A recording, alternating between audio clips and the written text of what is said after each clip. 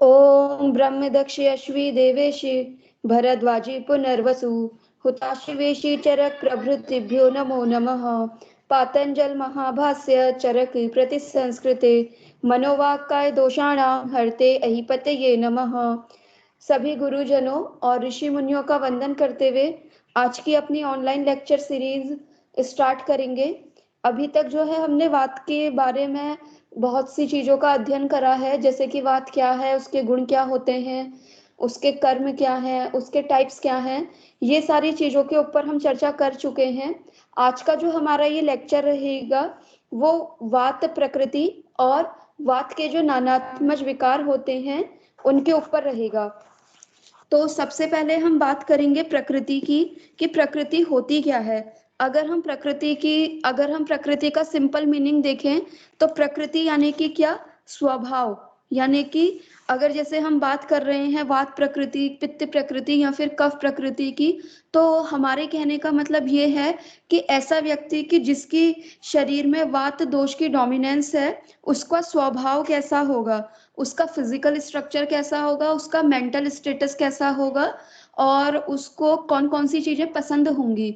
ठीक है, सिंपली इसको आप इस तरीके से समझिए कि जैसे अगर कोई व्यक्ति है, उसके शरीर में अगर पित्त दोष डोमिनेटिंग उसकी प्रकृति है, ठीक है, वैसे भी क्या होता है कि कोई भी व्यक्ति एक दोषज नहीं होता है, उसमें क्या होता है कि दो दोषों का कॉम्बिनेशन मिलता है। जैसे कि मान लीजिए कि 3 लोग हैं, तो 3 में क्या होगा कि एक व्यक्ति की प्रकृति वात डोमिनेटिंग होगी, वात डोमिनेटिंग पित्तज होगी, एक की कफ डोमिनेटिंग पित्तज होगी, किसी की वात पित्तज होगी, किसी की वात कफज होगी, किसी की पित्त कफज होगी। तो इस तरीके से द्विदोषज प्रकृतियां रहती हैं।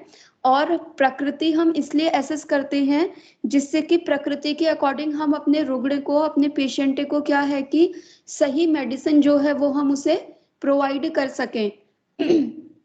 प्रकृति पता होने से हम मेडिसिन पे कैसे हम वर्क करते हैं, उसके लिए मैं एक एग्जांपल दे रही थी आप सभी लोगों को।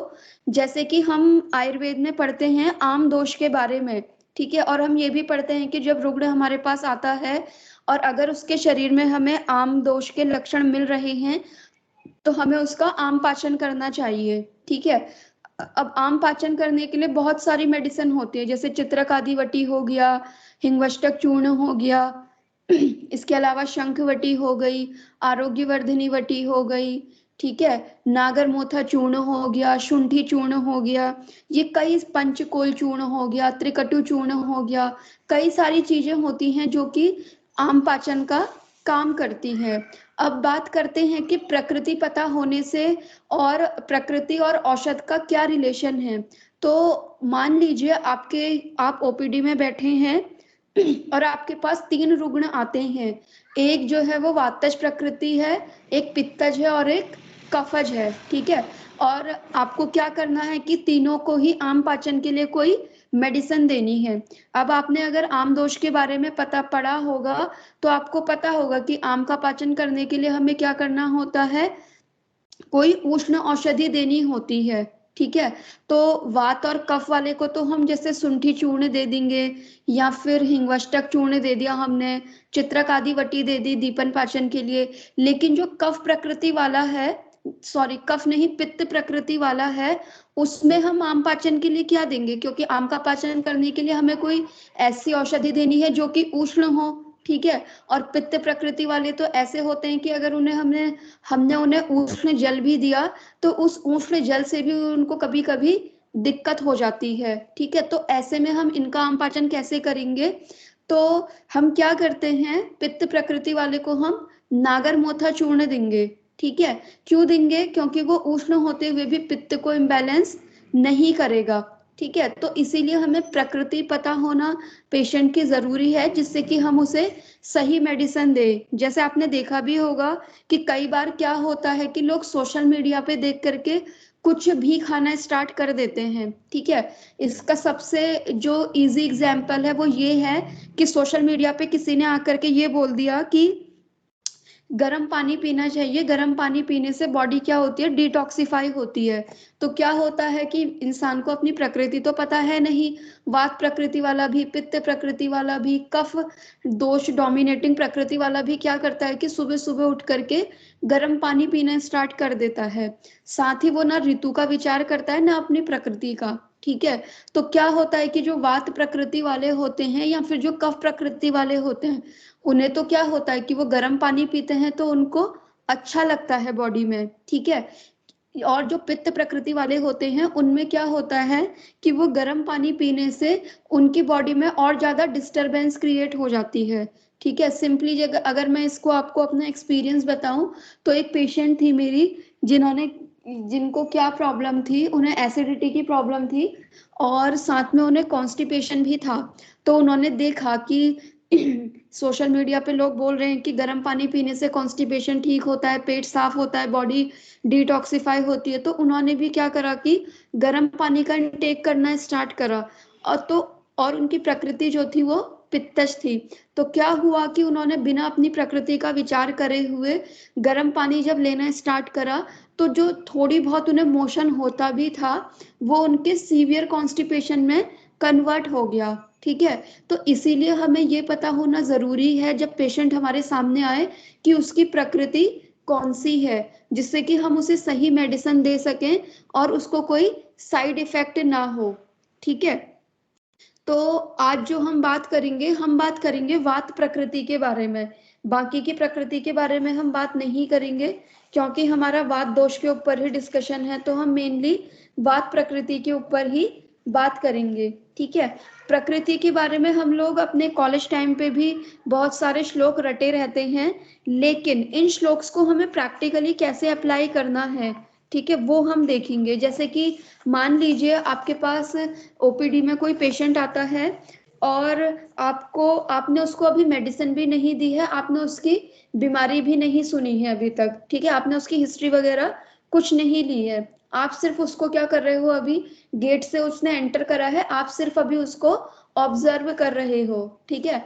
अगर आपने हिस्ट्री टेकिंग पढ़ी होगी क्लिनिकल की बुक से, हचिंसन की जो बुक आती है, तो उसमें क्या बताया है कि एक अच्छा क्लिनिशियन कौन है कि जो अपने पेशेंट को गेट से अंदर एंटर करते हुए ही ऑब्जर्व करना स्टार्ट करने लगता है। कैसे ऑब्जर्व करता है कि वो पेशेंट कैसे एंटर कर रहा है उसके डॉक्टर के केबिन में, उसके बाल कैसे हैं, उसके बोलने का तरीका कैसा है, उसका गेट कैसा है, वो कैसे वॉक करके आ रहा है, उसे लोग पकड़ करके ला रहे हैं या फिर खुद आ रहा है।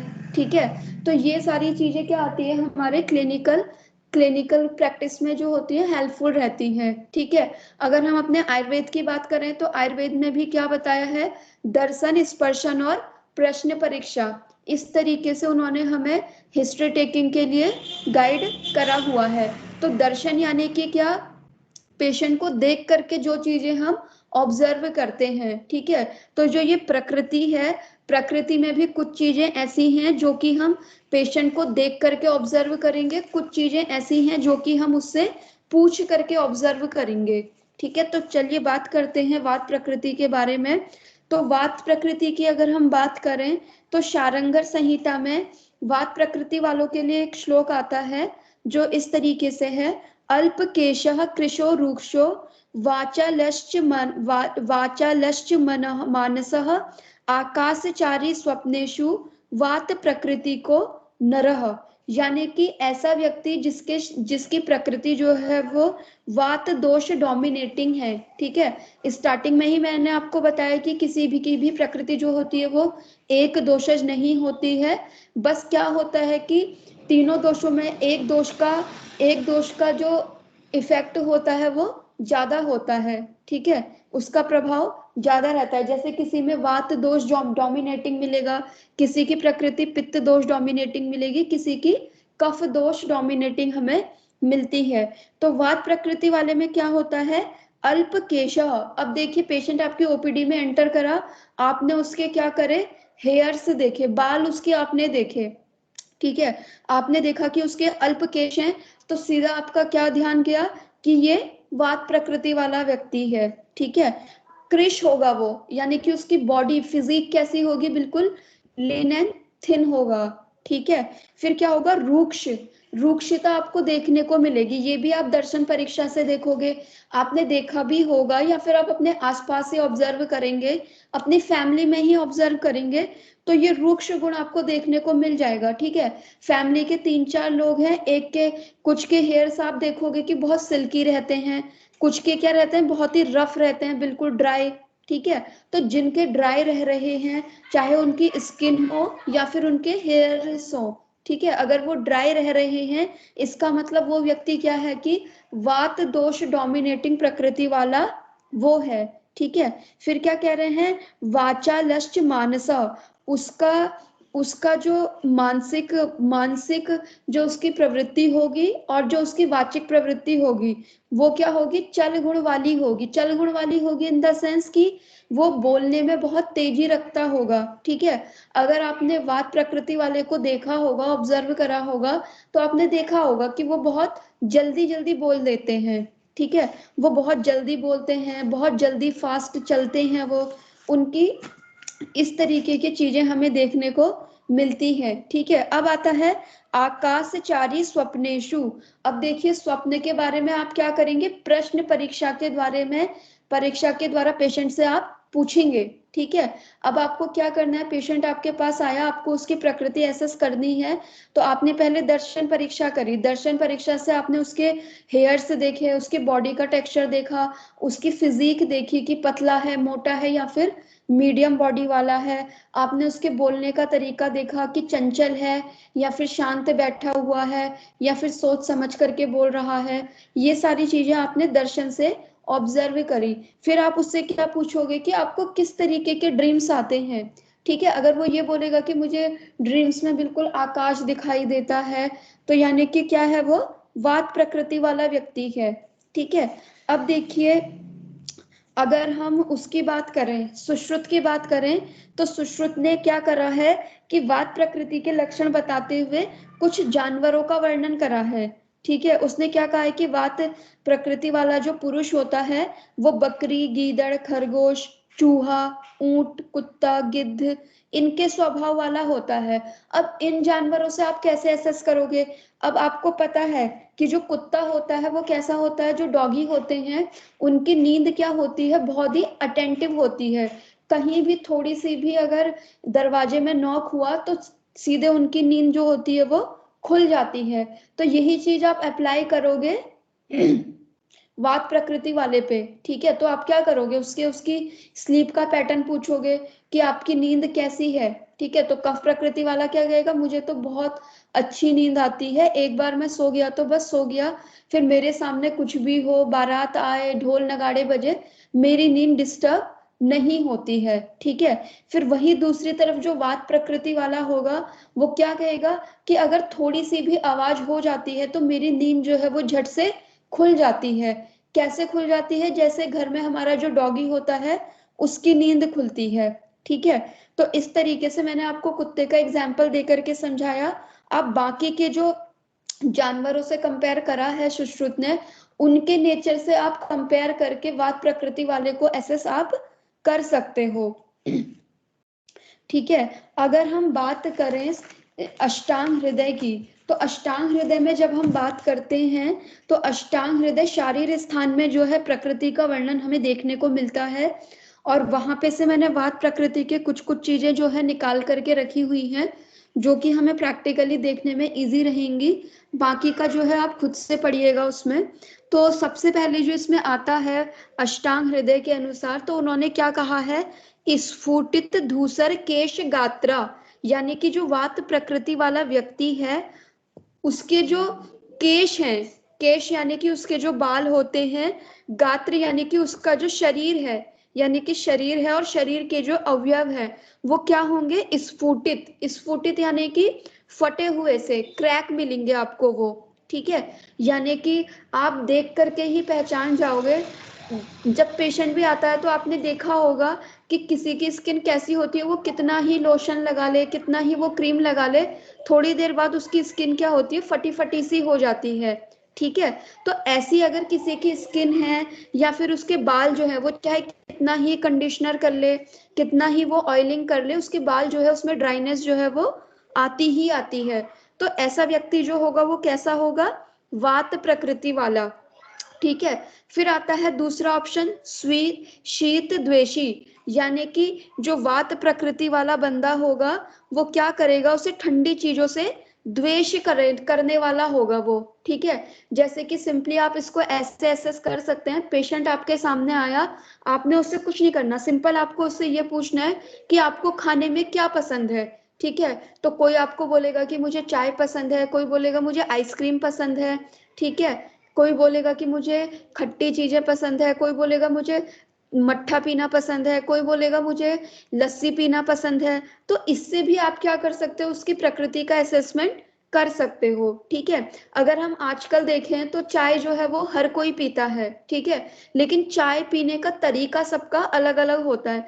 कुछ लोग क्या होते हैं कि गरम गरम चाय पीना पसंद करते हैं, कुछ लोग क्या करते हैं, वो चाय जब थोड़ी ठंडी हो जाती है तब वो पीना पसंद करते हैं। तो जो व्यक्ति क्या कर रहा है कि गरम गरम चाय पीना पसंद कर रहा है, तो वो यानी कि कौन सा है, वो या तो वात प्रकृति वाला है या फिर कफ प्रकृति वाला है। क्यों? क्योंकि वात और कफ प्रकृति का जो गुण होता है वो क्या होता है कि शीत द्वेषी, ठंडे से वो द्वेष करने वाले होते हैं। ठीक है। ठंडे से द्वेष करते हैं इसलिए वो गरम गरम ही उस चाय को पी लेंगे। वहीं आप पित्त प्रकृति वालों को देखोगे तो वो क्या करेंगे, अपनी चाय वो ठंडी होने का वेट करेंगे। आप उनसे बोलोगे कि अरे पियो पियो, वो क्या कहेंगे कि नहीं थोड़ी ठंडी होने दो। ठीक है। तो इससे आप क्या करते हो कि पेशेंट की प्रकृति एनालिसिस करते हो। अब जैसे यहीं पे अगर हम मौसम की बात करें तो जो वात प्रकृति वाला होगा वो क्या कहेगा कि मुझे गर्मियों का सीजन पसंद है, जो पित्त प्रकृति वाला होगा वो क्या कहेगा, मुझे सर्दियों का सीजन पसंद है। ठीक है। क्यों?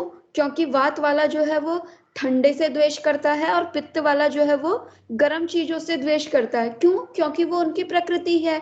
ठीक है। वात का गुण हमने पता है कि वात क्या होता है, शीत गुण वाला है। पित्त जो है वो कौन से गुण वाला है, उष्ण गुण वाला है। तो उष्ण गुण वाला जब उसकी बॉडी में ऑलरेडी है, पित्त बॉडी में, तो उसे जाहिर सी बात है कि उसे ठंडी चीजें ज्यादा पसंद आएंगी। ठीक है। अब इसके बाद जो तीसरा पॉइंट बताया है अष्टांग ने, वो क्या बताया है, धृति स्मृति बुद्धि चेष्टा सौहार्द दृष्टि गति चल। यानी कि क्या है कि जो वात प्रकृति वाला होता है उसकी धृति स्मृति बुद्धि चेष्टा सौहार्द दृष्टि गति ये सब क्या होती है, चल गुण वाली होती है। यानी कि वो स्थिर नहीं रहता है, उसकी धृति जो है वो कभी भी स्थिर नहीं होती है। यानी कि उसकी धारण शक्ति जो है वो इतनी स्थिर नहीं होगी जितनी कि पित्त और कफ वाले की होगी। इसी तरीके से उसकी स्मृति स्मृति यानी कि उसकी मेमोरी भी जो होगी वो क्या होगी, अच्छी नहीं होगी। क्यों नहीं होगी? क्योंकि उसमें चल गुण होता है वात वाले में। इसी तरीके से उसकी बुद्धि है, वो भी क्या है कि चलित होगी। यानी कि आज वो सोचेगा कि चलो मैं अष्टांग हृदय वाली संहिता पढ़ता हूँ, दूसरे दिन वो सोचेगा कि नहीं अष्टांग नहीं, अब मैं सुश्रुत पढ़ता हूँ। फिर वो थोड़ी देर बाद सोचेगा सुश्रुत भी नहीं, मैं तो चरक पढ़ूंगा। तो इस तरीके से जो वात प्रकृति वाला होता है उसकी बुद्धि बुद्धि स्मृति धृति ये सब क्या होते हैं, चल होते हैं। यानी कि इनमें स्थिरता नहीं होती है। ठीक है। मतलब कि इन लोगों का किसी भी एक चीज में मन लगेगा ही नहीं, ये इधर उधर भटकते रहेंगे। जैसे कि अगर आप किसी से पूछोगे कि आपकी लाइफ का गोल क्या है, तो जो वात प्रकृति वाला होगा वो कहेगा कि मेरी लाइफ का गोल है कि मैं ये बनूं। ठीक है। कि मैं डॉक्टर बनूं। ठीक है। कभी वो कहेगा कि मेरी लाइफ का गोल है कि मैं सिर्फ प्रैक्टिस करूं, मैं पीजी ना करूं। फिर कुछ टाइम के बाद वो कहेगा कि नहीं नहीं यार कि मैं पीजी भी कर लेता हूँ। फिर वो कहेगा नहीं मैं पीजी नहीं, अब मैं गवर्नमेंट जॉब भी कर लेता हूँ। तो वात वाला जो होगा उसकी बुद्धि जो है वो स्थिर नहीं रहेगी। ठीक है। इसके अलावा सौहार्द यानी कि प्रेम, अगर ये किसी से प्रेम कर रहे हैं तो उसमें भी ये क्या रहेंगे, स्टेबल नहीं रहेंगे। ठीक है। जैसे आपने देखा होगा कि बहुत से लोग होते हैं कि अपने मल्टीपल पार्टनर्स रखते हैं, मल्टीपल पार्टनर्स चाहे वो बिफोर मैरिज हो या फिर आफ्टर मैरिज हो। ठीक है। तो इस तरीके की जो गुण मिलेगा वो वात प्रकृति वाले में मिलेगा। क्यों मिलेगा? क्योंकि वो उसकी प्रकृति है, उसके अंदर स्टेबिलिटी नहीं आ सकती है। ठीक है। तो अगर किसी व्यक्ति को ये चीज पता चल गया कि हाँ ये मेरी प्रकृति है कि मैं एक जगह स्टेबल नहीं रह सकता तो वो क्या करेगा, उस चीज को ओवरकम करने की कोशिश करेगा। ठीक है, इसके अलावा दृष्टि, उसकी जो दृष्टि है वो भी क्या रहती है, हमेशा चल रहती है, वो स्थिर नहीं रहती है। दृष्टि स्थिर ना रहने का मतलब क्या है, आपने अपने क्लासमेट्स में ही देखा होगा कि जब लेक्चर चल रहा होता है तो क्या होता है कि कुछ बच्चे तो बिल्कुल शांत सुन रहे होते हैं, और कुछ बच्चे क्या कर रहे होते हैं, कोई खिड़की से बाहर देख रहा होता है, आंखों को अपनी घुमा रहा होता है, इधर उधर चुटर पुटर चीजों में वो लगा रहता है। तो ऐसा व्यक्ति जो होता है वो कौन होता है, वात प्रकृति वाला, यानी कि उसके अंदर बिल्कुल भी स्टेबिलिटी नहीं होगी किसी भी काम को लेकर के। फिर उसकी जो गति है वो भी क्या है कि स्टेबल नहीं होगी। आपने देखा होगा कि वात प्रकृति वाला कितने फास्ट फास्ट चलता है। अगर आपका कोई फ्रेंड होगा वात प्रकृति वाला, तो आपने उसको ऑब्जर्व करा होगा कि आप जो है उससे 5 से 10 मीटर कुछ दूरी पे ही रहोगे, वो इतना फास्ट चलेगा। ठीक है, और जाते जाते उसकी कोई डायरेक्शन नहीं होती है, लेकिन वो बस चलते रहता है। ठीक है, तो इस तरीके से क्या है कि जो बात प्रकृति वाला होगा उसकी बुद्धि, स्मृति, धृति, दृष्टि, गति, ये सब क्या होते हैं, चल होते हैं, यानी कि चल गुण की डोमिनेंस इसमें हमें देखने को मिलती है। ठीक है, अब इनकी बुद्धि, चेष्टा, ये सब क्या है कि चल है। ठीक है, तो क्या होता है कि इनको याद तो जल्दी होता है। ठीक है, जैसे कि अगर आपने श्लोक याद करने के लिए दिया तो वात प्रकृति वाला जो है वो तुरंत याद करके आपको सुना देगा। ठीक है, लेकिन जितनी जल्दी वो याद करता है उतनी ही जल्दी वो भूल भी जाता है। ठीक है, और जो कफ प्रकृति वाला होता है वो देर से याद करता है, लेकिन वो रिटेन भी बहुत लंबे टाइम के लिए करता है। ठीक है, और जो पित्त प्रकृति वाला होता है वो होता है इनके बीच का, उसकी मेधा शक्ति इतनी अच्छी होती है कि अगर वो कोई चीज भूल भी रहा है तो वो इतना क्रिएटिव होता है कि उससे मिलता जुलता ही वो कोई आंसर वहां पे कर देगा। ठीक है, आपने अपने ही साथ वाले बच्चों में ऑब्जर्व करा होगा कि एक ही क्वेश्चन 3 बच्चों से पूछा गया ऑन द स्पॉट। ठीक है, तो उसमें क्या है कि बात प्रकृति याद करने के लिए उन्हें दिया गया और उन्होंने बता दिया, तो बात प्रकृति वाला तो क्या करेगा, तुरंत सुना देगा। ठीक है, पित्त प्रकृति वाला क्या है कि याद तो करेगा, उसे याद भी रहेगा, लेकिन कुछ कुछ चीजें अगर वो भूलेगा तो उसमें वो कहीं ना कहीं से कुछ ना कुछ घुमा फिरा करके एडजस्ट करके वहां पे बता देगा। ठीक है, वो इतना क्रिएटिव होता है। और जो कफ वाला होता है उसे तो लेट से ही याद होता है और वो भूलता भी लेट से ही है। ठीक है, अब देखिए जैसे कि वात प्रकृति वाला अगर हम में से कोई स्टूडेंट है तो हमें पता चल गया कि हमारी जो प्रकृति है वो बात डोमिनेटिंग है, हमें जल्दी चीजें याद हो जाती है और जल्दी ही हम भूल भी जाते हैं। तो वात प्रकृति वाले को क्या करना चाहिए कि लिख लिख करके पढ़ना चाहिए। ठीक है, मतलब कि वो जो चीज पढ़ रहा है उसको वो लिखे भी और पढ़े भी, फिर वो उसका रिवीजन भी बार बार वो करता रहे।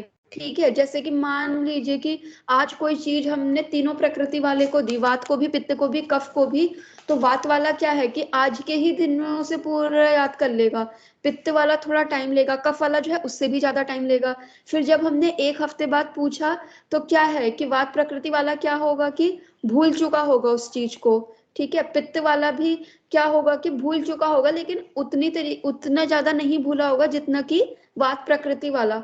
और कफ प्रकृति वाले को पूरा का पूरा वो डिट्टो वैसे का एज इट इज ही याद होगा। ठीक है, तो इस तरीके से क्या है कि प्रकृति के अकॉर्डिंग भी हम अपनी पढ़ाई कर सकते हैं, अपनी स्टडी कर सकते हैं, या फिर अपने किसी कॉम्पिटेटिव एग्जाम की हम तैयारी कर सकते हैं। ठीक है, अब देखिए कि एक जो सिम्टम इन्होंने बताया है बात प्रकृति का, वो बताया है अति बहु प्रलापा, यानी कि बात प्रकृति वाला जो होगा वो क्या होगा, ज्यादा टॉकेटिव होगा, यानी कि वो ज्यादा बोलने वाला होता है।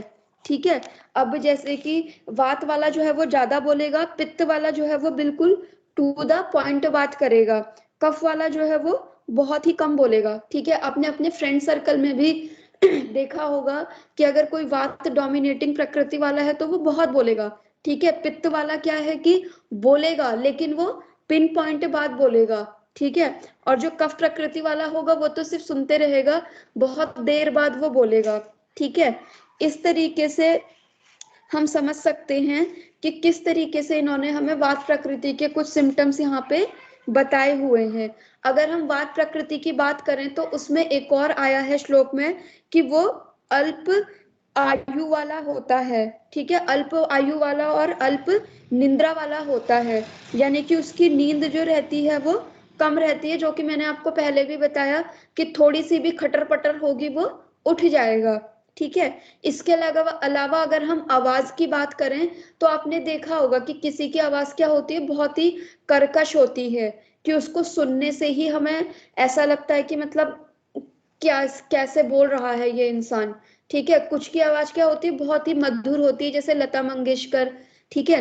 तो इस तरीके से जिसकी आवाज कैसी होगी, बहुत ही जर्जर होगी, यानी कि बहुत तीखी सी होगी, कानों को चुभ रही होगी, वो होगा हमारा वात प्रकृति वाला, ठीक है। इसके अलावा वात प्रकृति के लिए एक आया है, नास्तिक टर्म आया है, कि वात प्रकृति वाला क्या होता है, नास्तिक होता है। नास्तिक से हमें ये समझना है कि क्योंकि वात प्रकृति वाले की बुद्धि क्या है, स्थिर नहीं है, तो वो एक दिन मंदिर जाएगा, एक दिन पूजा पाठ करेगा, फिर दूसरे दिन वो नहीं करेगा। क्यों नहीं करेगा, क्योंकि उसकी बुद्धि में स्थिरता ही नहीं है।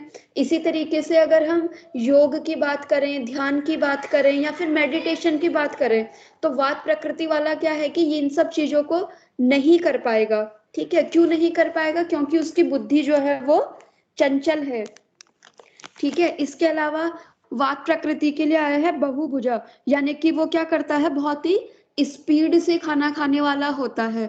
मान लीजिए आपके सामने 3 लोग बैठे हैं, आपने क्या करा, तीनों को ही 3-3 रोटियां एक साथ दी, लेकिन जो वात प्रकृति वाला है वो सबसे पहले फिनिश कर लेगा, जल्दी जल्दी खा करके। पित्त प्रकृति वाला सेकंड नंबर पे रहेगा, और कफ प्रकृति वाला जो है वो लास्ट तक खाते ही रहेगा, ठीक है। तो वात प्रकृति वाला जो होता है वो बहुत स्पीड से खाता है। स्पीड से खाता है तो क्या करता है कि वो बिना चबाई ही चीजों को निगल लेता है, ठीक है। तो इससे क्या होता है कि उसका डाइजेशन भी हमें क्या मिलता है, खराब मिलता है, ठीक है। इसी तरीके से अगर हम बात करें म्यूजिक की, ठीक है, कि म्यूजिक किस तरीके का पसंद होगा, तो अगर हम वात वाले की बात करें तो उसे थोड़े क्या होंगे कि थोड़े पुराने टाइप के गाने उसे पसंद रहेंगे, ठीक है। थोड़े मतलब जैसे अलग तरीके से जो होते हैं, कफ वाला जो होगा उसे गजल टाइप का जो स्लो स्लो म्यूजिक होता है वो पसंद रहेगा, ठीक है। और जो वात वाला है उसे थोड़ा तड़कता भड़कता, जैसे बहुत भांगड़ा टाइप वाले, ऐसी चीजें उसे पसंद रहेंगी। इसके अलावा अगर हम खाने की बात करें तो जो कफ वात प्रकृति वाला होता है उसे मधुर चीजों को, अम्ल चीजों को, उष्ण चीजें खाना उसे क्या होता है, पसंद होता है। और ये चीजें क्या होती हैं, उसे सातम्य भी हो जाती हैं, ठीक है। अब देखिए अगर मैं अपना आपको एग्जाम्पल बताऊं तो मैंने अभी तक जो अपनी प्रकृति एसेस करी है वो मैंने करी है, पित्त डोमिनेटिंग वात प्रकृति है मेरी, ठीक है। तो अब वात प्रकृति मेरी है, तो मुझे खट्टी चीजें खाने का बहुत मन करता है, ठीक है, खट्टी चीजें, स्पाइसी चीजें। और दूसरी क्या है कि पित्त डोमिनेटिंग है मेरी बॉडी पे, तो क्या होता है जब मैं ये चीजें खाती हूँ तो उससे पित्त कुपित होकर के पित्त वाले सिम्टम मेरी बॉडी में दिखते हैं मुझे, ठीक है। तो इस तरीके से क्या है कि आप अपने खाने पीने के तरीकों से भी अपनी क्या कर सकते हो, अपनी प्रकृति का असेसमेंट आप कर सकते हो। तो जो वात प्रकृति वाला होगा उसको क्या होगा कि मधुर, अम्ल और उष्ण चीजें उसे सातम्य होंगी, और उन्हीं चीजों को खाना वो पसंद करेगा। इसके अलावा वात प्रकृति वाला जो होगा वो कृश होगा, जो हम स्टार्टिंग में ही पढ़ चुके हैं, अल्प केशो कृशो रुक्षो, ठीक है। इसके अलावा इसके अंग जो होंगे वो दीर्घ होते हैं, आपने देखा होगा ना, कुछ लोग बहुत पतले होते हैं लेकिन उनकी हड्डियां बहुत चौड़ी होती हैं, ठीक है। तो ये वैसा होगा।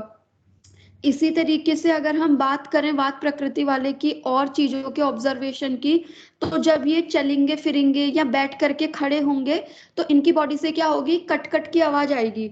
आपने देखा भी होगा कि आपके आसपास जैसे कुछ लोग होते हैं, क्या करते हैं, खड़े होकर के थोड़ी सी अंगड़ाई लेते हैं तो उनकी बॉडी में से आवाज आना स्टार्ट हो जाती है, टक टक की, ठीक है।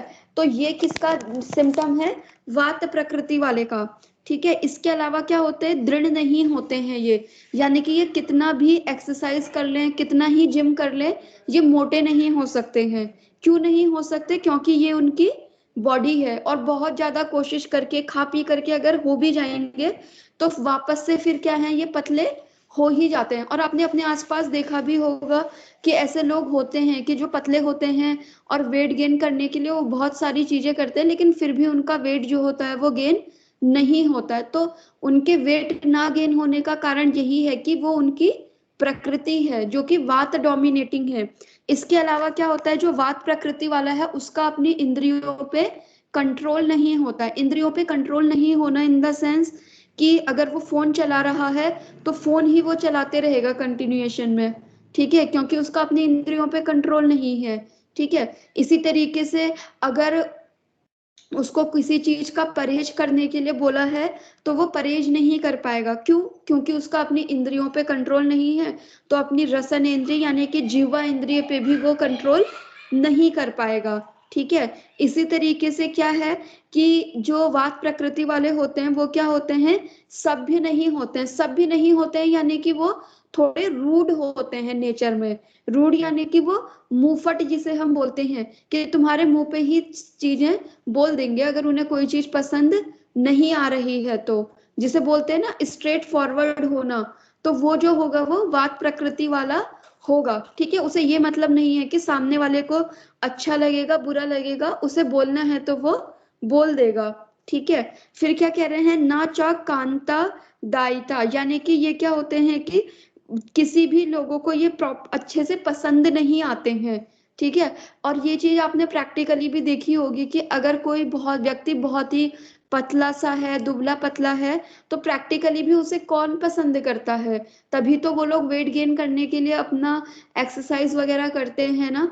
तो ये कुछ चीजें उन्होंने हमें बताई है वात प्रकृति के बारे में, तो जो कि हमने आज पढ़ी है। इनको पढ़ने से हमारा क्या फायदा है, हमें ये फायदा है कि अगर हमारे पास कोई ऐसा व्यक्ति आता है कि जिसकी वात प्रकृति है और उसे व्याधि भी वातज हुई है, ठीक है, तो उसको ट्रीट करना हमारे लिए क्या होगा, इजी होगा। ठीक है, बजाय इसके कि उसकी प्रकृति कुछ और है और उसे बीमारी कोई और हो रही है। ठीक है, तो इसीलिए हमने आज जो है ये प्रकृति का टॉपिक लिया था। और क्योंकि हम वात दोष के बारे में पढ़ रहे थे, इसीलिए हमने सिर्फ वातज प्रकृति को ही ज्यादा हमने देखा है। पित्त और कफ के बारे में हमने थोड़ा बहुत देखा। और प्रकृति के बारे में आप लोग जो है खुद से भी पढ़िएगा बुक्स में से। तो इसके बाद जो हमारा टॉपिक था वो था बात के नानात्मक विकार के ऊपर। यहाँ तक अगर किसी की कोई क्वेरी है, कोई कुछ पूछना चाहता है तो वो पूछ सकता है, नहीं तो फिर हम बात के जो नानात्मक विकार हमारा जो नेक्स्ट टॉपिक था उसको स्टार्ट करेंगे।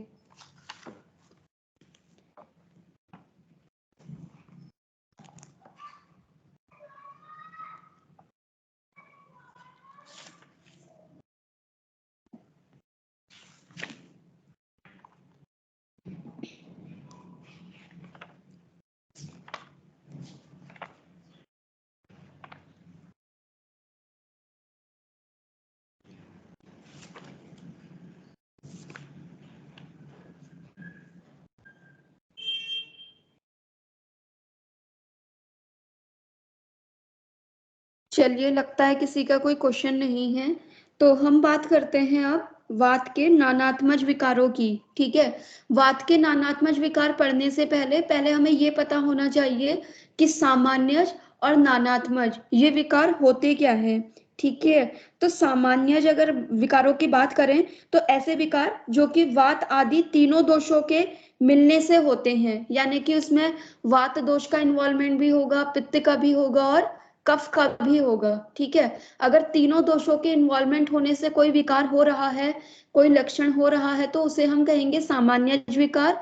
और नानात्मक विकार यानी कि क्या, जो किसी पर्टिकुलर किसी एक ही दोष की वजह से हो रहा है। ठीक है, नानात्मक विकार में किसी एक ही दोष की वजह से हो रहा है का कहने का मेरा मतलब ये है, ऐसा नहीं है कि उसमें बाकी के दोषों का इन्वॉल्वमेंट नहीं होगा, लेकिन ऐसे विकारों में क्या है कि उस दोष का इन्वॉल्वमेंट जरूर होगा जिसका वो नानात्मक विकार है। ठीक है, सिंपली अगर हम जैसे बात करें पेन की, ठीक है, हम कॉमनली क्या पढ़ते हैं कि शरीर के अगर किसी भी अंग में दर्द हो रहा है तो वो वात दोष की वजह से है, ठीक है, ये हम लोगों ने पढ़ा होता है। शरीर के किसी भी भाग में अगर गुरुता आ रही है तो वो कफ दोष की वजह से है, कंडू हो रही है तो वो कफ दोष की वजह से है, कहीं पे अगर बर्निंग हो रही है तो वो पित्त दोष की वजह से है, ठीक है।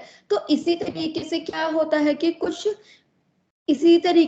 विकार होते हैं जो कि पर्टिकुलर वात दोष की डोमिनेंस की वजह से होते हैं, ठीक है। तो उन्हीं को ही हम कहते हैं नानात्मज विकार, ठीक है। अगर इन सिंपल अगर हम नानात्मज विकार को समझे तो नानात्मज विकार यानी कि क्या, जो कि पर्टिकुलर किसी एक दोष की वजह से होते हैं, लेकिन उसमें दूसरे दोषों का इन्वॉल्वमेंट भी होता है, लेकिन जिस दोष का वो नानात्मज विकार है उस दोष का इन्वॉल्वमेंट उसमें होगा ही होगा, ठीक है। यानी कि मान लीजिए अभी जैसे हम अगर वात के नानात्मज विकार की बात करें, ठीक है, तो वात के नानात्मज विकार में जब हम देखते हैं तो इसमें आता है जैसे कि पिंडिकोद्वेष्टन, ठीक है। पिंडिकोद्वेष्टन यानी कि जो हमारी पिंडलियां होती हैं उसमें क्या होना, पीड़ा होना, ठीक है। तो पिंडिकोद्वेष्टन ये वात के नानात्मज विकार में आया है, ठीक है। तो चाहे पेशेंट आपको वात से रिलेटेड कोई सिम्टम बता रहा हो या ना बता रहा हो, अगर वो बोल रहा है कि मेरी पिंडलियों में दर्द हो रहा है, तो आपको सीधे ये याद रखना है कि पिंडिकोद्वेष्टन यानी कि पिंडलियों में दर्द होना ये वात का नानात्मज विकार है। तो आपको बिना कुछ सोचे समझे उसकी वात की चिकित्सा करनी है। और वात की चिकित्सा में सिंपली आपको क्या बोलना है कि आप क्या करो, तिल का तेल लो और तिल के तेल से क्या करो, इसमें मसाज करो या फिर अभ्यंग करो। और आप देखेंगे भी कि क्या होता है कि अगर कभी हमारे पिंडलियों में दर्द होता है ज्यादा चलने की वजह से या फिर कॉन्स्टिपेशन की वजह से, या फिर जो फीमेल्स होती हैं वो दिन भर रसोई घर में खड़े रह करके काम करती हैं, उसकी वजह से अगर उनकी पिंडलियों में दर्द होता है तो घरों में भी हम क्या करते हैं, सिंपल सरसों का तेल लेते हैं और उससे पिंडलियों में मसाज करते हैं और उससे में हमें आराम मिल जाता है, ठीक है। तो ये नानात्मज विकार हमें पता होना इसीलिए जरूरी है ताकि पेशेंट के ट्रीटमेंट में हमें हेल्प हो सके, ठीक है। और ये सिम्टम्स जो हैं आपको अगर याद हो जाते हैं तो वो और अच्छी बात है, ठीक है। तो अगर हम नानात्मज विकार की बात करें तो नानात्मज विकारों का जो वर्णन आया है वो आया है चरक सूत्र के 20वें अध्याय यानी कि महारोग अध्याय में, ठीक है। वैसे तो महारोग अध्याय जो है वो पूरा ही इम्पोर्टेंट है, लेकिन चूंकि हम वात दोष की ही बात कर रहे हैं तो इसमें हम वात वाले ही नानात्मज विकार के बारे में अभी हम पढ़ेंगे, ठीक है। तो देखिए श्लोक नंबर 10 निकालिएगा, जिसमें उसमें उन्होंने हमें बताया है कि वात के जो नानात्मज विकार होते हैं वो कितने होते हैं, 80 होते हैं। पित्त दोष की वजह से जो नानात्मज विकार होते हैं वो 40 होते हैं। और श्लेष्मा यानी कि कफ दोष की वजह से जो नानात्मज विकार होते हैं वो होते हैं हमारे 20, ठीक है। अब देखिए इसका मतलब ये नहीं है कि यहाँ पे आचार्यों ने ये बता दिया कि वात की वजह से 80 होते हैं, पित्त की वजह से 40 होते हैं, कफ की वजह से 20 हो जाए तो इतने ही होंगे। इनकी संख्या जो है वो और भी बढ़ सकती है, लेकिन आचार्यों ने क्या करा है कि हमारी सुविधा के लिए, ठीक है, ये जानते हुए कि आने वाले टाइम पे जो व्यक्ति होगा वो अल्प बुद्धि वाला और अल्प आयु वाला होगा, इसीलिए उन्होंने हमें कलेक्शन करके दिया हुआ है वात पित्त और कफ के 80, 40 और 20 नानात्मज विकारों का, ठीक है। और आप देखोगे कि आपकी ओपीडी में भी इनसे ज्यादा तो कोई निकल करके आते ही नहीं है, ठीक है। तो चलिए स्टार्ट करते हैं। श्लोक नंबर 11 देखिएगा, चरक सूत्र स्थान 20वां अध्याय महारोग अध्याय श्लोक नंबर 11। तो क्या कह रहे हैं, तत्र आदौ वात विकारान अनुव्याख्यास्यामः। क्या कह रहे हैं, वैसे तो वात के 80, पित्त के 40 और कफ के 20 नानात्मज विकार होते हैं, लेकिन इनमें भी सर्वप्रथम जो है वात के जो 80 विकार हैं उनका वर्णन कर रहा हूं, ठीक है। तो क्या कह रहे हैं, तद्यथा नख भेदश्च, नख भेदश्च यानी कि नाखूनों का टूटना या फिर नाखूनों में क्रैक्स होना, ठीक है। पेशेंट आपके पास लेकर के आएगा कि डॉक्टर साहब मेरे नेल्स जो है ना बार बार टूटते रहते हैं और ये देखिए इनमें क्या क्रैक्स जैसे आ रहे हैं। तो आपको सिंपली क्या समझना है कि नख भेद जो है वो वात दोष का नानात्मक विकार है। तो सिंपली अगर आप उसको कोई ऑइंटमेंट लगाने को दोगे, ठीक है, आप उसको कोई ऑयल लगाने के लिए दोगे, तो उससे भी उसका जो नख भेद है वो क्या होगा, रुक जाएगा। या फिर आपको इंटरनल उसे कुछ ऐसी चीज देनी पड़ेगी जिससे कि उसकी बॉडी का स्नेहन होगा, तो भी उसके नेल्स जो है वो ब्रेक होना बंद हो जाएंगे। ठीक है, इसके बाद क्या कह रहे हैं, विपादिका। विपादिका यानी कि क्या, हाथ पैरों का फट जाना। ठीक है, अब देखिए विपादिका क्या है, वात का नानात्मक विकार है। और आपने घरों में भी देखा होगा जब सर्दियों में क्या होता है, हमारे हाथ पैर फटने लग जाते हैं, तो सिंपली हम क्या करते हैं, नारियल का तेल लगा लेते हैं, वैसलीन लगा लेते हैं, या फिर कोई क्रीम लगा लेते हैं, और उससे हमारा ये जो हाथ पैरों का फटना जो है वो बंद हो जाता है। ठीक है, इसी तरीके से आपने देखा होगा कि कुछ लोग ऐसे होते हैं कि जिनके हाथ पैर जो है अन्य लोगों के कंपेरिजन।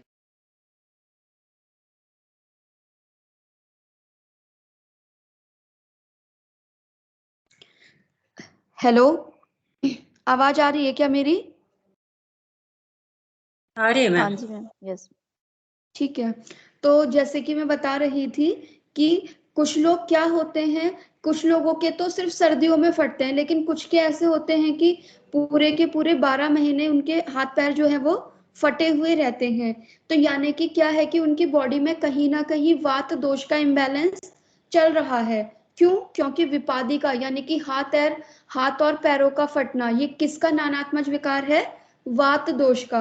आपने देखा भी होगा कि पुराने जमाने में क्या बोला जाता था कि अगर किसी के होंठ फट रहे हैं, यानी कि लिप्स पे अगर किसी के क्रैक हो रहे हैं, तो सिंपली घरों पे क्या करा जाता है कि नाभि में ऑयल डाला जाता है। ठीक है, अब देखिए नाभि में ऑयल डाल रहे हैं लेकिन होंठों का फटना बंद हो रहा है, तो वो क्यों हो रहा है? क्योंकि हम नाभि में ऑयल डाल के क्या कर रहे हैं, वात का शमन कर रहे हैं। ठीक है, क्योंकि हमने वात के स्थान भी पढ़े हैं, तो वात का स्थान क्या बताया गया है, नाभि से नीचे नीचे बताया गया है। वैसे तो वो पूरी बॉडी में है, लेकिन मेन जो उसका स्थान बताया गया है वो पक्वाशय यानी कि नाभि के नीचे बताया गया है। तो हम वहां नाभि में ऑयल डालेंगे, ऊपर हमारा होंठों का फटना बंद हो जाएगा। ठीक है, इसी तरीके से आप एनल रूट से पेशेंट को बस्ती दोगे और उसकी बॉडी में वात रिलेटेड जो सिम्टम आ रहे हैं वो आना बंद हो जाएंगे। फिर क्या कह रहे हैं, पाद शूलम, यानी कि पैरों में अगर शूल हो रहा है, यानी कि दर्द हो रहा है किसी को पैरों में, तो उसका कारण भी क्या है, वात दोष। फिर पाद भ्रंश, पाद भ्रंश यानी कि क्या, पाद भ्रंश यानी कि अपनी इच्छा के अकॉर्डिंग वो अपना पैर जो है वो रख नहीं पाएगा। ठीक है, जैसे कि आपने देखा होगा कि कई मेडिकल कंडीशन में क्या होता है कि पेशेंट चाहता है कि वो उसका गेट चेंज हो जाता है। ठीक है, गेट चेंज हो जाता है, तो उसमें भी हम क्या करेंगे, वात की चिकित्सा करेंगे। इसको आप सिंपली ऐसे समझिए, जैसे कि अगर किसी को एवेस्कुलर नेक्रोसिस होती है, या फिर किसी को गृद्धसी सियाटिका की प्रॉब्लम होती है, तो भी क्या होता है कि उसकी चाल चेंज हो जाती है, यानी कि पाद भ्रंश, यानी कि जहां वो पैर रखना चाह रहा है वहां वो नहीं रखता है, उसकी चाल चेंज हो जाती है। ठीक है, और गृद्धसी मतलब तो है ही कि पेशेंट की चाल कैसी हो जाएगी, गिद्ध के समान। ठीक है, तो यानी कि पाद भ्रंश, चाल प्रॉपर ना होना, ये किसका नानात्मक विकार है, वात दोष का। ठीक है, तो और आपने देखा भी है जिसको गृद्धसी होती है हम क्या करते हैं, उसके बैक पेन के लिए एक तो हम उसे कटी बस्ती देते हैं, दूसरा हम उसे क्या देते हैं, नॉर्मल जो एनल रूट से बस्ती दी जाती है वो देते हैं। और जब हम उसे बस्ती देते हैं तो उसके गृद्धसी शाटिका में भी रिजल्ट हमें देखने को मिलता है। इसी तरीके से अगर कोई एवीएन का पेशेंट होता है यानी कि एवेस्कुलर नेक्रोसिस का, तो उसमें भी जब हम बस्ती देते हैं, बस्ती चिकित्सा करते हैं, तो हमें रिजल्ट मिलना स्टार्ट हो जाते हैं। तो वो क्यों होते हैं, इसलिए होते हैं क्योंकि ये सारे विकार जो हैं ये वात दोष के नानात्मक विकार हैं। ठीक है, कई बार ऐसा होता है ना कि हम देखते हैं, लेक्चर्स देखते हैं हम ऑनलाइन, और उसमें बड़े बड़े वैद्याज आकर के बोलते हैं कि हमने एवेस्कुलर नेक्रोसिस में हमने बस्ती दी थी और उसमें हमें इतना इम्प्रूवमेंट मिला था। तो हम क्या करते हैं, हम संहिताएं नहीं पढ़ते, हम क्या करते हैं कि अरे उस वैद्य ने बोला था कि एवेस्कुलर नेक्रोसिस में बस्ती देना चाहिए, तो चलो हम भी बस्ती देते हैं। लेकिन हमें क्या करना चाहिए, उन लेक्चर्स को देख करके हमें अपनी युक्ति लगानी चाहिए, वो भी संहिताओं पे आधारित युक्ति। ठीक है, अपने मन से हमें युक्ति नहीं लगानी है, हमें संहिताओं में चीजों को खोजना है। जैसे कि अभी मैं आपको समझा रही हूँ कि एवेस्कुलर नेक्रोसिस में किस तरीके से हमारी बस्ती काम कर सकती है। ठीक है, इसी तरीके से पाद सुप्तता, यानी कि पैरों में सुन्नपन होना। ठीक है, पैरों में सुन्नपन हमें किस किस में मिलता है, डायबिटिक जो पेशेंट होते हैं उनमें हमें पैरों में सुन्नपन देखने को मिलता है। तो सिंपली आपको कुछ नहीं करना, पाद सुप्तता ये किसका लक्षण है, वात दोष का। तो आप सिंपली क्या करोगे, एक तो उनका शुगर तो आपको कंट्रोल करना ही होगा, साथ में आपको क्या करना है, आप सिंपली उन्हें ऑयल से मसाज करने के लिए बोलोगे, तो भी उनकी पाद सुप्तता जो है वो दूर हो जाएगी। या फिर सिंपल आप क्या करोगे कि पाद सुप्तता में क्या करोगे कि ऑयल से मसाज करनी है, दूसरा उन्हें क्या करना है, स्वेदन करना है, नाड़ी स्वेद। ठीक है, तो उससे भी क्या है कि पैरों का जो सुन्नपन है वो दूर हो जाएगा। फिर क्या कह रहे हैं, वात खुंडता। वात खुंडता यानी कि पैर और जंघा की संधियों में वेदना का होना, ये क्या कहलाता है, वात खुंडता। फिर गुल्फ ग्रह, यानी कि हमारा जो गुल्फ वाला एरिया है वहां पे जकड़ाहट होना। पिंडिको द्वेष्टन। पिंडिको द्वेष्टन देखिए बहुत कॉमन हमें देखने को मिलता है, तो इसमें भी आपको क्या करना है, वात की चिकित्सा करनी है। ठीक है, और पिंडिको द्वेष्टन आपको कॉन्स्टिपेशन वाले पेशेंट में जरूर देखने को मिलेगा। तो आप क्या करोगे, उसका कॉन्स्टिपेशन तो आपको रिलीज करना ही है, साथ ही आपको लोकली उसे मसाज करने के लिए भी बोलना है पिंडलियों में। ठीक है, इसके अलावा गृद्धसी, जानु भेद, जानु विश्लेष। जानु भेद यानी कि जानु में भेदनवत पीड़ा होना। ठीक है, जानु विश्लेष यानी कि जानु की जो संधियां है, यानी कि हमारा ये जो नी जॉइंट है उसमें क्या होना, थोड़ा सा डिसलोकेशन हो जाना, या फिर जैसे बोलते हैं ना कि हमारे घुटने जो है वो घिस गए हैं, इनमें गैप आ गया है। ठीक है, और उसमें हम क्या करते हैं, जानु जानु बस्ती करते हैं और पेशेंट को दर्द में रिलीफ मिलना स्टार्ट हो जाता है। तो वो क्यों मिलता है, क्योंकि तेल से हम क्या करते हैं, वात दोष का शमन कर देते हैं, इसीलिए उसको वहां पे रिलीफ मिलना स्टार्ट हो जाता है। इसके अलावा देखिए उरु स्तंभ। उरु स्तंभ क्या है, वात का नानात्मज विकार है। उरुसाद, पांगुल्य। ठीक है, उरुसाद यानी कि उरु प्रदेश में शिथिलता का अनुभव होना। ठीक है, फिर क्या कह रहे हैं, गुद भ्रंश। गुद भ्रंश यानी कि रेक्टल पॉलिप। ठीक है, रेक्टल प्रोलैप्स। ठीक है, तो आप ये समझिए कि गुद भ्रंश जब वात दोष की वजह से हो रहा है, तो जो फीमेल्स में यूट्रस प्रोलैप्स मिलता है वो भी तो वात दोष की वजह से हो सकता है। ठीक है, तो हमने क्या करा, गुद भ्रंश हमने पढ़ा, लेकिन हमने गर्भाशय भ्रंश में क्या करा, अपनी युक्ति लगाई, और गर्भाशय भ्रंश यानी कि यूट्रस प्रोलैप्स किसी को हो रहा था, तो हमने क्या करा, उसमें हमने उत्तर बस्ती दी। और आपने देखा भी होगा कि उत्तर बस्ती जब देते हैं रेक्टल, ये यूट्रस प्रोलैप्स में, तो उसमें रिजल्ट भी हमें देखने को मिलते हैं। तो कोई भी अंग अगर अपने नेचुरल प्लेस से हट रहा है, तो वो वात दोष की वजह से हट रहा है, चाहे वो रेक्टम हो चाहे वो यूट्रस हो। तो हम क्या करेंगे, सिंपल वात की चिकित्सा करेंगे तो वो अपने प्लेस पे आ जाएगा। आपने देखा होगा कि जब गुद भ्रंश होता है यानी कि रेक्टम प्रोलैप्स होता है, तो उसमें भी क्या करा जाता है, बस्ती दी जाती है। ठीक है, और उससे उसका वो सही हो जाता है। फिर क्या कह रहे हैं, गुद अर्तिश्च, यानी कि गुद मार्ग में अर्ति यानी कि पीड़ा होना।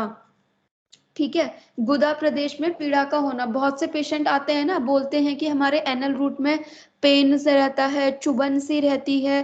तो आपको क्या करना है, सिंपली आपके माइंड में आना चाहिए वात दोष। ठीक है, फिर उसके बाद क्या कह रहे हैं, वृषण वृषण आक्षेपश्च, यानी कि जो वृषण प्रदेश है, यानी कि जो हमारा टेस्टीज हैं उसमें उत्क्षेप हो जाना। उत्क्षेप हो जाना यानी कि आपने पढ़ा होगा कि एलोपैथ में जब हम पढ़ते हैं कि कुछ किसी बच्चे की जो टेस्टीज हैं वो डिसेंट ही नहीं हुई, यानी कि वो डिसेंट डाउन होनी थी जन्म के बाद, लेकिन वो डिसेंट डाउन नहीं हुई, तो उसका कारण भी क्या है? वात दोष। अगर माता जो है अपनी गर्भिणी परिचर्या में वात को प्रकोप करने वाली चीजों का सेवन करेगी, तो उसके बच्चे की जो टेस्टीज हैं, जो वृषण है, वो क्या होंगी कि नीचे आएंगी ही नहीं स्कॉटम में। ठीक है, उनका क्या हो जाएगा? उत्क्षेप हो जाएगा, यानी कि उनका ऊपर चले जाना। इसी तरीके से यहाँ पे इन्होंने हमें वृषण उत्क्षेप बताया है। तो जो हर्निया वाली कंडीशन होती है, हमने हर्निया भी पढ़ा हुआ है ना, एक हाइड्रोसील होता है, एक हर्निया होता है। ठीक है, तो वो सारी चीजों के पीछे भी हमारा वात दोष ही रिस्पॉन्सिबल है। ठीक है, फिर उसके बाद क्या कह रहे हैं? शेफ स्तंभश्च। शेफ स्तंभश्च यानी कि शेफ बोलते हैं पेनिस को, उसमें स्तंभ होना यानी कि उसमें स्टिफनेस हो जाना, उसमें जकड़ाहट होना, ये भी किसका किसका कर्म है? वात दोष का। ठीक है, फिर उसके बाद क्या कह रहे हैं? वंक्षण आना, यानी कि वंक्षण प्रदेश में आना होना, यानी कि उसमें स्वेलिंग आ जाना या फिर उसका फूल जाना। ठीक है, फिर क्या कह रहे हैं? श्रोणी भेदश्च, यानी कि हमारा जो पेल्विक वाला रीजन है उसमें भेदनवत पीड़ा होना। फिर विड भेदश्च। विड भेदश्च यानी कि क्या? हमारा जो मल है उसमें भेद हो जाना, यानी कि उसका टुकड़ों टुकड़ों में आना, या फिर विड भेद हो जाना यानी कि मोशन प्रॉपर ना होना। ठीक है, फिर उदावर्त, खंज, कुब्ज, वामनत्व, त्रिक ग्रह, पृष्ठ ग्रह, यानी कि हमारे त्रिक प्रदेश, यानी कि सैक्रम वाले रीजन में स्टिफनेस हो रही है, या फिर ये लेटरल पृष्ठ वाले भाग में स्टिफनेस हो रही है, या फिर पार्श्व में मर्दन हो रहा है। तो ये सारी चीजें किसकी वजह से हैं? वात दोष की वजह से हैं। ठीक है, इसके अलावा उदर अवचेष्टश्च। उदर अवचेष्टश्च यानी कि क्या? उदर में वेष्टन होना, यानी कि ऐसा लगना जैसे कि पेट को किसी ने टाइट कपड़े से बांध दिया हो, इस तरीके से। ठीक है, फिर क्या कह रहे हैं? हृन हृन मोहश्च, यानी कि हृदय में मोह होना। ठीक है, यानी कि बात की वजह से पेशेंट क्या कहेगा कि मेरा जीवन तो बिल्कुल अंधकारमय है, मतलब वो नेगेटिव नेगेटिव बातें करेगा। ठीक है, फिर हृदय द्रव। हृदय द्रव यानी कि पैल्पिटेशन जिसे हम बोलते हैं। ठीक है, हृदय में द्रवता आना या फिर शीघ्रता से गति होना। फिर क्या कह रहे हैं? वक्ष उद्घर्षश्च, हमारा जो वक्ष प्रदेश है उसमें घर्षण होना। वक्ष उपरोधश्च, वक्ष प्रदेश में उपरोध होना, यानी कि प्राणवायु में अगर कोई खराबी आई तो वक्ष प्रदेश में क्या हो जाएगा? उपरोध हो जाएगा। तो ये भी किसकी वजह से है? वात दोष की वजह से, यानी कि फुफ्फुस की जो गतियां हैं उसमें डिस्टरबेंस हो जाना। वक्ष में तोद होना, छाती में जो अगर किसी के दर्द हो रहा है तो वो भी किसकी वजह से हो रहा है? वात दोष की वजह से। फिर क्या कह रहे हैं? बाहु शोष, ग्रीवा स्तंभ, मन्या स्तंभ, कंठ उद्वंश, दंत शैथिल्य, दांतों का हिलना, ओष्ठ भेद, अक्षि भेद, दंत भेद, यानी कि अगर किसी के दांत जो है वो जल्दी जल्दी गिर रहे हैं तो वो भी वात दोष की वजह से है। वाक संग, यानी कि बोलती बंद हो जाना। ठीक है, अगर जैसे छोटा कोई बच्चा है और वो प्रॉपरली बोल नहीं पा रहा है या फिर हकला करके बोल रहा है, तो आपको क्या करना है? उसके वात दोष के ऊपर वर्क करना है। इसके अलावा कषाय आश्यता, मुख, अगर मुख का स्वाद अगर कसैला होगा तो ये किसकी वजह से होगा? वात दोष की वजह से। अब देखिए, पेशेंट अगर आपके पास आ रहा है और बोल रहा है कि डॉक्टर साहब मेरे मुंह में ना कसैलापन हो रहा है, या फिर वो ये बोल रहा है कि और रसज्ञता, कि मैं कुछ भी खा रहा हूं ना तो मुझे टेस्ट नहीं आ रहा है, कि को पता ही नहीं चल रहा है कि मीठा है, नमकीन है, कड़वा है, तो ये भी किसकी वजह से होगा? वात दोष की वजह से। घ्राण नाश यानी कि गंध का ना आना। ठीक है, अगर किसी को गंध नहीं आती है तो हम सिंपली क्या करते हैं? अणु तेल का नश्य करवाते हैं। अणु तेल का हमने नश्य कराया तो क्या करा हमने? स्नेह के द्वारा वात का शमन करा, जिससे कि उसे गंध आना स्टार्ट हो गया। इसके अलावा कर्णशूल, यानी कि कान में अगर दर्द होगा तो भी हम क्या करेंगे? किसका यूज करेंगे? वात का हम शमन करेंगे। आपको पता भी होगा कि घर में क्या होता है, अगर किसी के कान में दर्द होता है तो सिंपली क्या करते हैं, थोड़ा सा ऑयल डाल देते हैं कान में, ठीक है। फिर क्या कह रहे हैं, अशब्द श्रवण, यानी कि शब्द ना होते हुए भी शब्दों को सुनना। जैसे बुढ़ापे में होता है ना, ओल्ड एज वाले पेशेंट क्या होते हैं, हम उनके बारे में कोई बात नहीं भी कर रहे होंगे तो भी उन्हें क्या लगता है कि उन्हीं के ही बारे में बात करी जा रही है, और वो अपने मन से कहानियां बनाते हैं कि तुमने मेरे बारे में ये बोला था, ठीक है, मुझे तो ये सुनाई दिया। तो ये सब किसकी वजह से होगा? वात दोष की वजह से। उच्च श्रुति, यानी कि तेज सुनाई देना, बहरापन, ये सब किसकी वजह से होगा? हमारे वात दोष की वजह से। अब ये सारे हमें पता होना इसलिए जरूरी है ताकि इससे रिलेटेड कोई पेशेंट आप हमारे पास आए तो हम उसके वात दोष के ऊपर फोकस कर सके, ठीक है। फिर क्या कह रहे हैं, वर्त में स्तंभ, यानी कि हमारी ये जो आई लैशेज हैं इनमें स्तंभ होना, इनमें संकोच होना, तिमिर हो गया, नेत्र शूल, अगर किसी की आईज में भी पेन हो रहा है तो भी क्या होगा? वात दोष की वजह से होगा। अब देखिए, जो लोग क्या करते हैं, आईटी सेक्टर में काम करते हैं और वो क्या करते हैं, दिन भर laptop, computer, screen screen time उनका ज्यादा होता है, तो सिंपली हम क्या करा सकते हैं, उनकी आईज में अगर पेन है या फिर ब्लर विजन हो रहा है तो हम क्या करवा सकते हैं, अक्षि तर्पण करवा सकते हैं। अक्षि तर्पण करके हमने क्या करा, वात का शमन कर दिया। वात का शमन कर दिया तो अक्षि यानी कि नेत्रों में जो शूल हो रहा था, जो ब्लर विजन हो रहा था, वो ठीक हो जाएगा, ठीक है। आंखों का टेढ़ा होना, भौं का टेढ़ा होना, ठीक है, ये सब भी किसकी वजह से होगा? वात दोष की वजह से।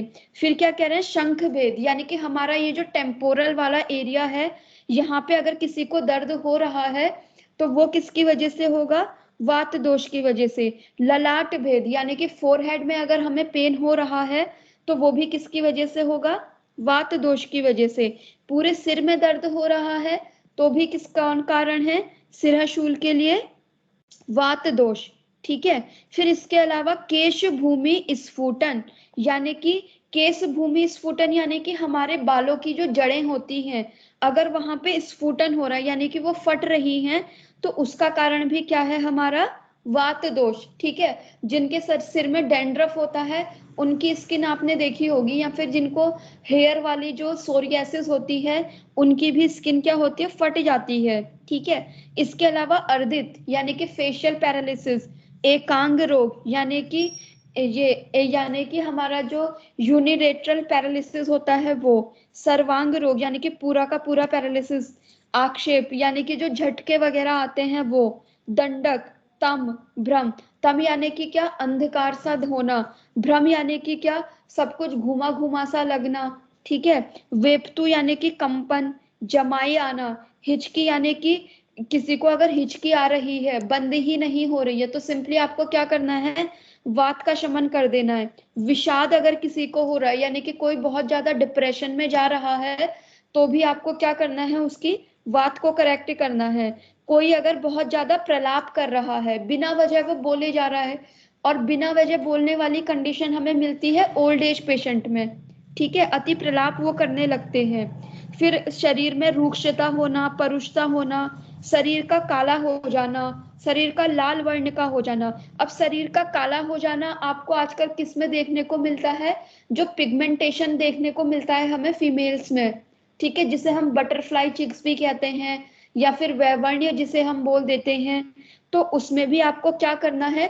पित्त की चिकित्सा तो आपको करनी ही है, साथ में अपने आपको वात का भी ध्यान रखना है, क्योंकि वो जो स्पॉट्स होते हैं उसमें ब्लैकिश ब्लैकिश से जो होते हैं उसमें वात दोष का भी इन्वॉल्वमेंट रहता है, क्योंकि शरीर का कोई भी पार्ट अगर काला हो रहा है इसका मतलब आपकी वात दोष जो है वो इम्बैलेंस हो रही है। फिर निंद्रा का ना आना और चित्त का स्थिर ना रहना, ये सब क्या है कि वात के नानात्मज विकार हैं, ठीक है। तो देखिए इस तरीके से हमने क्या करे कि वात के 80 नानात्मक विकारों के बारे में आज हमने पढ़ा है, ठीक है। तो यहाँ पे अगर किसी को कोई कुछ पूछना हो तो वो पूछ सकता है।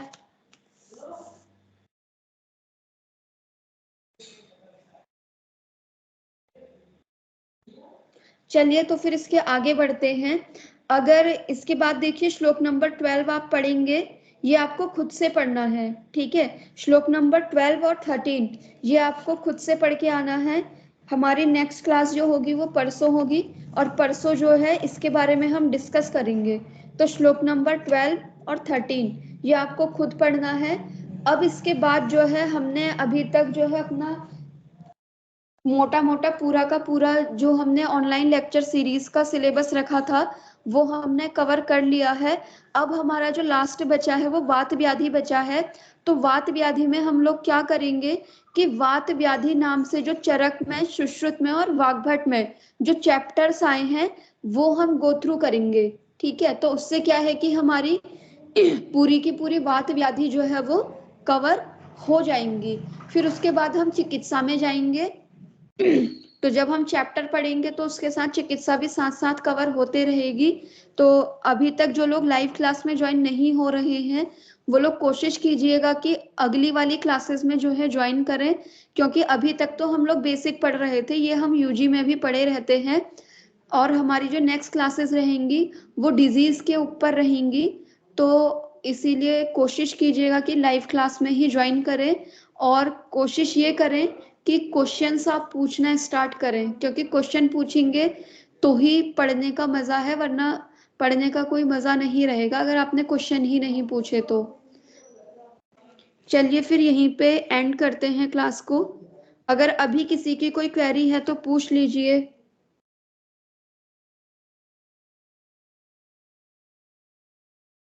हेलो। हाँ जी। हाँ जी, हेलो मैम। प्रकृति एनालिसिस में कई बार रहता है डाउट। कई पेशेंट्स ऐसे रहते हैं, देखने में लगता है कि कफज प्रकृति है।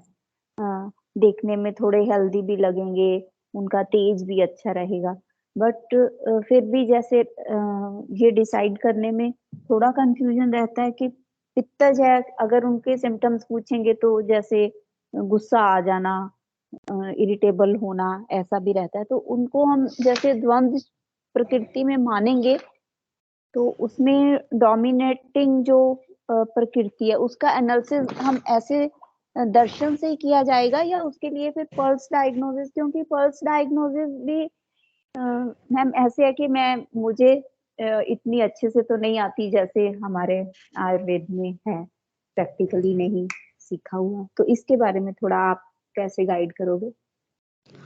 मैम देखिए, प्रकृति एनालिसिस का ये है कि सबसे पहले तो हमें क्या करना है कि संहिताओं से इन द सेंस चरक, सुश्रुत, वाग्भट, जहाँ जहाँ पे भी प्रकृति का डिस्क्रिप्शन है, हमें क्या करना है कि जो हम प्रैक्टिकली ऑब्जर्व कर सकते हैं पेशेंट में उनकी एक लिस्ट बना लेनी है, ठीक है। जैसे अभी मैंने जी। आपको कुछ कुछ चीजें बताई कि हमें उनके बाल देखने हैं, हमें उनके बोलने का तरीका देखना है, हमें उनका वॉकिंग स्टाइल देखना है, ठीक है। हमें उनसे ये पूछना है या फिर उनके फैमिली मेंबर से पूछना है कि इनकी क्या हैबिट्स हैं, क्या नहीं है। उसकी हमें क्या करनी है, एक लिस्ट बनाए रखनी है। अगर हमारे पास वात, पित्त, कफ तीनों प्रकृति की लिस्ट रहेगी कि इसके ये गुण होते हैं, इस प्रकृति के ये गुण हैं, इसके ये गुण हैं, तो हम क्या करेंगे, पेशेंट हमारे सामने बैठे रहेगा तो हमें जो जो सिम्टम मिलते जा रहे हैं, मान लीजिए एक पेशेंट ने कहा कि मुझे गुस्सा बहुत आता है, तो हमें उसका सिम्टम मिला पित्त प्रकृति वाले का, ठीक है। एक ने कहा कि मुझे गुस्सा बिल्कुल भी नहीं आता, तो वो हमारा चले जाएगा कफ वाले में। तो इस तरीके से हम क्या करेंगे कि जितने सिम्टम्स हमें मिलते जा रहे हैं उसके अकॉर्डिंग हम टिक लगाते जाएंगे। ये थोड़ी लेंदी प्रोसेस रहती है, लेकिन हम जी। चाहें तो ये कर सकते हैं कि उसमें टिक लगा सकते हैं। फिर उसके बाद हम उसको एनालिसिस करके फिर बता सकते हैं कि आपकी प्रकृति ये है, ठीक है। हम चाहें तो इसको थोड़ा कमर्शियल वे में भी ले सकते हैं कि पेशेंट हमारे पास आ रहा है और अगर एग्जैक्टली उसे अपनी प्रकृति जाननी है तो हम उसका अलग से कोई चार्ज रख सकते हैं, क्योंकि हम इतनी मेहनत करेंगे, उसको प्रॉपर एनालिसिस करेंगे, तो उसका हम छोटा मोटा चार्ज भी रख सकते हैं अपनी ओपीडी में। दूसरा ये है कि जब पेशेंट हमारे सामने आता है उस टाइम पे मैंने आपसे बोला ना कि वो जो उस टाइम पे उसकी प्रकृति हमें दिखती है वो उसकी दोषज प्रकृति होती है, क्योंकि वो उसकी व्याधि वाली कंडीशन है। तो हमें उसकी एग्जैक्टली प्रकृति अगर पता लगानी होती है तो हमें ये उससे बोलना है कि जब आप बिल्कुल हेल्दी रहते हैं, हेल्दी इन द सेंस कि आपको कोई बीमारी नहीं है, आपको कोई स्ट्रेस नहीं है, तो उस टाइम पे आपका नेचर कैसा रहता है, तो तब हम उसकी एग्जैक्टली प्रकृति जो है वो हम एसेस कर सकते हैं।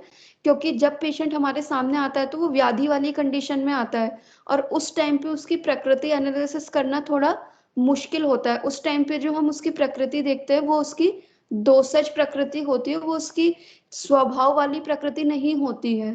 तो आप हाँ उसकी जो प्रकृति एनालिसिस करेंगे, तो जब वो थोड़ा ठीक हो जाए, ठीक इन द सेंस कि जब उसकी बीमारी थोड़ी सबसाइड हो जाए, तो आप उसको गाइड कर सकते हो कि हम आपका ऐसे ऐसे प्रकृति असेसमेंट करेंगे जिससे कि आपको आगे चल के दोबारा से ये प्रॉब्लम ना हो। जैसे एक एग्जांपल से मैं आपको समझाना चाहूंगी इसे।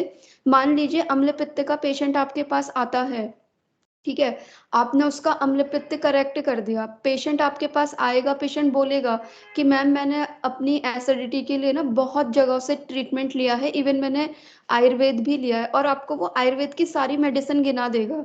ऐसा मेरे संग एक पेशेंट ने करा था, उसने काफी जगहों से ट्रीटमेंट लिया था, और जो जो मेडिसिन मैं उसे बोल रही थी लेने के लिए, उसने कहा नहीं मैम ये तो मैं ले चुका हूँ। जैसे मैंने उससे बोला कि हम आपकी सूत सेकर रस चलाएंगे, उसने कहा नहीं मैम मैं तो ये ले चुका हूँ, इवन मैं स्वर्ण युक्त वाली भी ले चुका हूँ। फिर मैंने उसको अविपत्ति का चूर्ण बोला, उसने कहा नहीं मैम मैं ये भी ले चुका हूँ। तो मैं क्या करता हूँ, जब तक दवाई मैं लेता हूँ तब तक मैं ठीक रहता हूँ, लेकिन जैसे ही दवाइयाँ बंद करता हूँ वापस से मुझे ये प्रॉब्लम होना स्टार्ट हो जाती है। ठीक है, तो इवन उसने ये भी कहा कि मैं बहुत अच्छे तरीके से अपना ट्रीटमेंट ले चुका हूँ, और जिन डॉक्टर को मैंने दिखाया था वो बहुत एजेड भी थे और वो एक्सपीरियंस भी थे काफी, कि वो पुराने जमाने वाले जो वैद्य होते हैं वो इस तरीके के थे, और उन्होंने मुझे बहुत अच्छे से ट्रीट भी करा था, लेकिन वापस से मुझे ये प्रॉब्लम हो रही है। तो यहाँ पे आपका प्ले करता है कि प्रकृति के बारे में पेशेंट को बताना। ठीक है, तो जब मैंने उसे प्रकृति के बारे में बताया, उससे उसकी चीजों के बारे में पूछा कि उसे क्या चीजें पसंद है क्या नहीं है, तो उसकी प्रकृति जो निकली वो पित्त डोमिनेटिंग निकली। तो तब मैंने उसे बताया कि अगर आपने कोई भी ऐसी चीजों का सेवन करा जो कि पित्त को इम्बैलेंस करती है, तो वापस से आपको ये सारी चीजें होनी ही है। फिर चाहे आप कितने भी बड़े डॉक्टर से ट्रीटमेंट करा लो, आप ठीक नहीं हो सकते। तो आप इस तरीके से प्रकृति एनालिसिस करके पेशेंट को गाइड कर सकते हो, क्योंकि पेशेंट जब आता है जी फर्स्ट टाइम तब तो वो दोषज प्रकृति ही लेकर के आता है। जी मैम, उसके उस समय तो जो डोमिनेटिंग सिम्टम्स होंगे व्याधि के जी कारण वो हमें दिखाई देंगे, है ना। हाँ जी। ठीक है मैम, जैसे आजकल वही हुआ कि जैसे आजकल काफी साइट्स पे ऐसे आता है ना आपका हम्म। प्रकृति एनालिसिस, और वो क्वेश्चनेयर होता है टिक करना उसमें, तो वो हम क्लिनिक में चलो अपना उस पे रख सकते हैं हार्ड कॉपी में। हाँ, हम उसकी हार्ड कॉपी रख सकते हैं, और पेशेंट को हम फ्री में ना बताएं उसकी प्रकृति, हम उसको समझा करके या फिर प्रॉपर उसका कुछ कंसल्ट करके उसको वो चीजें समझा सकते हैं। जी ठीक है मैम, जी, तो आपको क्या थैंक करना यू। है, उसकी लिस्ट ही बनानी है, उससे वो ज्यादा इजी रहेगा। और रही बात नाड़ी से प्रकृति पता करने की, वो मुझे खुद भी नहीं आता है कि नाड़ी देख करके हम प्रकृति एसेस करें। और कई लोग हम्म बोलते हैं कि ये सारी चीजें फेक हैं, कि ऐसा नहीं होता है कि हम नाड़ी देख करके प्रकृति एसेस कर सकते हैं। अब ये चीज वही बता सकते हैं जो प्रॉपर नाड़ी परीक्षण करते हो। तो मेरा कोई हम्म, ऐसा एक्सपीरियंस है नहीं नाड़ी परीक्षा के ऊपर, तो नाड़ी के अकॉर्डिंग प्रकृति देख सकते हैं कि नहीं ये मैं नहीं बता सकती मैम। जी मैम ठीक है, वो भी मैम मेरे ख्याल में वो भी जब पेशेंट अपनी बीमारी में आएगा तो नाड़ी में भी उसकी बीमारी ही डोमिनेट होगी ना, वो भी हम यस उसकी मैम, जो उस टाइम पे भी प्राकृतिक। हम उसकी, हाँ जी, हम्म, दोषज ही प्रकृति आएगी उस टाइम पे भी उसकी। जी जी जी ठीक है मैम, थैंक यू, क्लियर हो गया मेरा डाउट जो था। Okay ma'am, thank you. किसी और की अगर कोई क्वेरी हो तो वो पूछ लीजिए, वरना फिर एंड करेंगे क्लास को।